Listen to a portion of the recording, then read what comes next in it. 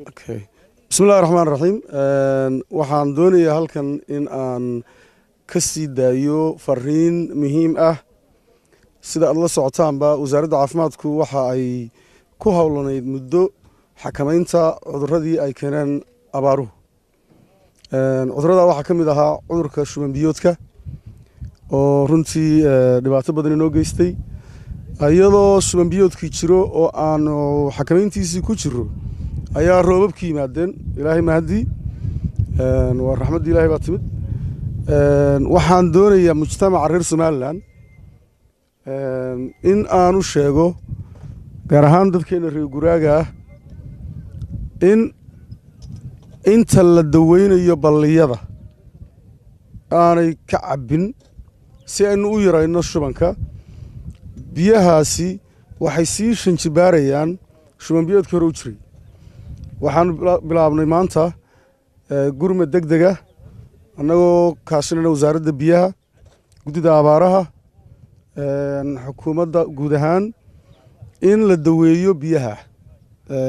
Waxaan doonaynaa in aad nagu sintaan intaanu idin daweynayno si aynu u yarayno shuban biyoodka ka iman kara balliyadaas.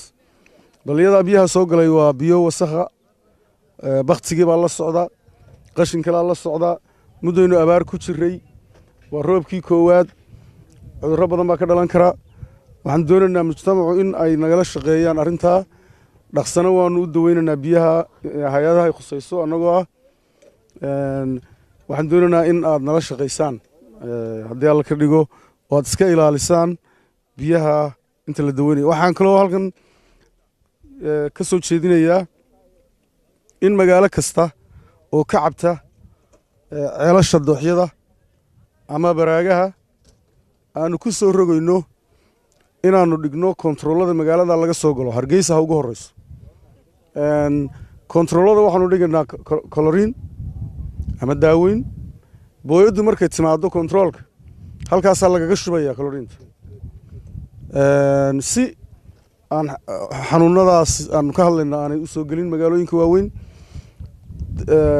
Gaadiidleyda booyadaha waxaan ka codsanayaa shaqaalaha hawsha u xil saaran iyo ciidamada amniga inay la shaqeeyaan. Booyad aan la soo daweyn ma doonayno inay magaalooyinka soo gasho. Arrintaasina waxay bilaabmi doontaa haddii alla ka dhigo bari laga bilaabo. Taasina waa ogeysiis kale. Aad iyo aad baad mahadsantihiin. Assalaamu calaykum.